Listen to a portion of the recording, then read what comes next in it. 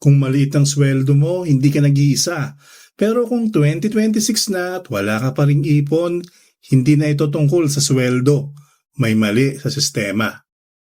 At ang masakit dito, marami sa atin ang sinisisi ang sarili.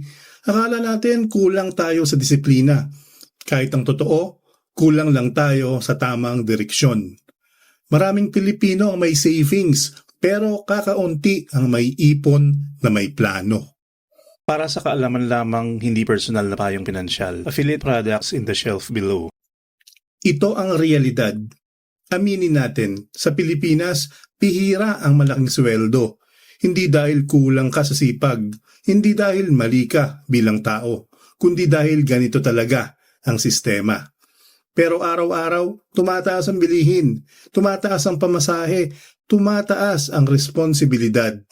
Parang may paakyat na hagdan na ikaw lang ang umaakyat habang pabigat ng pabigat ang dala mo.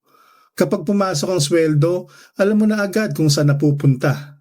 Kuryente, tubig, internet, pagkain, tulong. Hindi pa man humihinto sa bangko, may pila na ng obligasyon na naghihintay.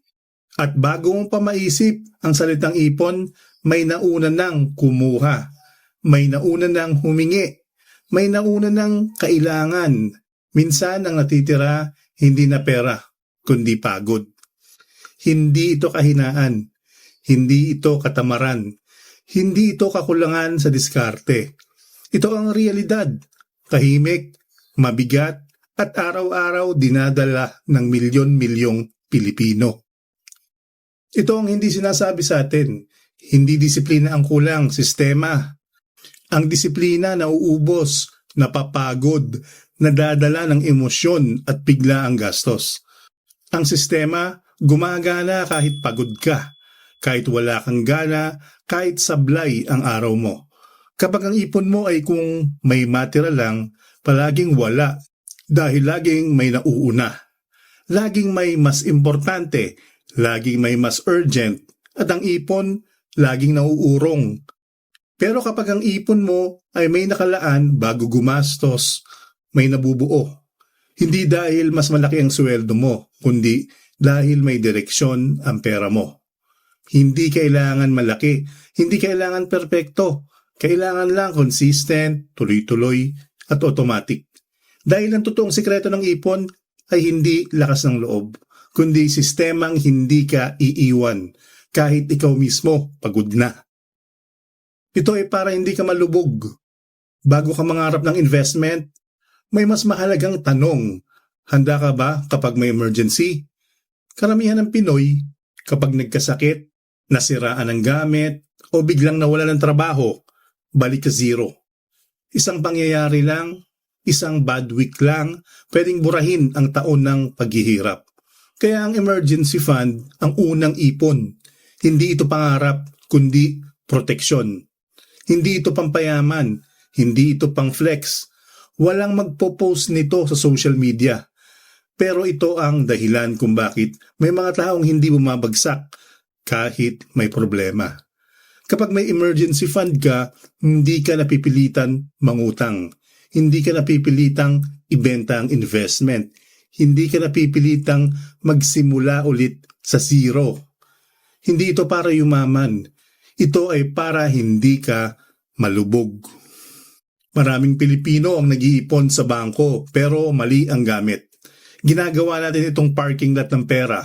Pasok, labas, walang pahinga ang ipon dahil laging nadadaanan. Ang bangko ay hindi para palaguin ng pera. Hindi ito investment. Hindi ito magic. Ito ay para ingatan at ihiwalay ang pera. Kapag ang ipon ay nasa parehong account ng panggastos, hindi talaga siya tatagal. Dahil bawat swipe, bawat transfer, bawat bayad may kasamang tukso. Ang tamang gamit ng banks ay hindi dami ng account, kundi malinaw na hangganan. Paghihiwalay ng pera ayon sa layunin.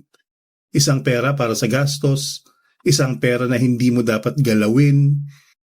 Hindi ka nagiging kuripot, nagiging maingat ka lang. At ang taong marunong maghiwalay ng pera ay mas bihirang bumalik sa zero. Ito ang karaniwang pagkakamali.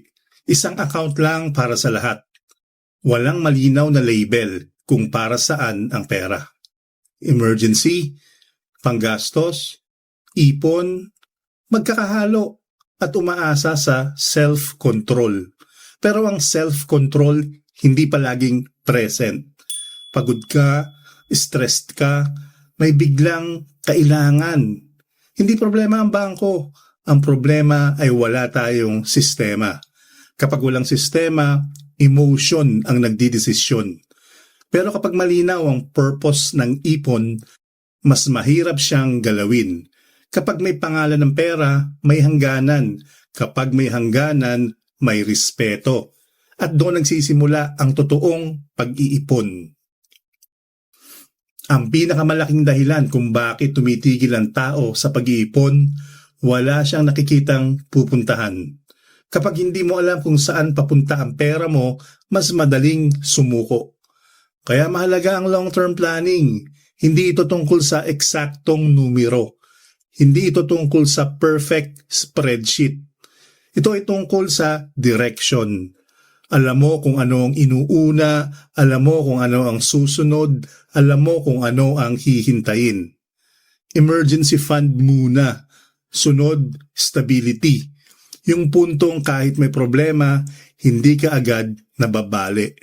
Pagkatapos, tsaka ka mag-isip ng growth. Huwag baliktarin. Huwag magmadali.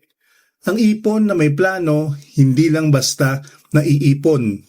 May dahilan, may saysay, may hinaharap.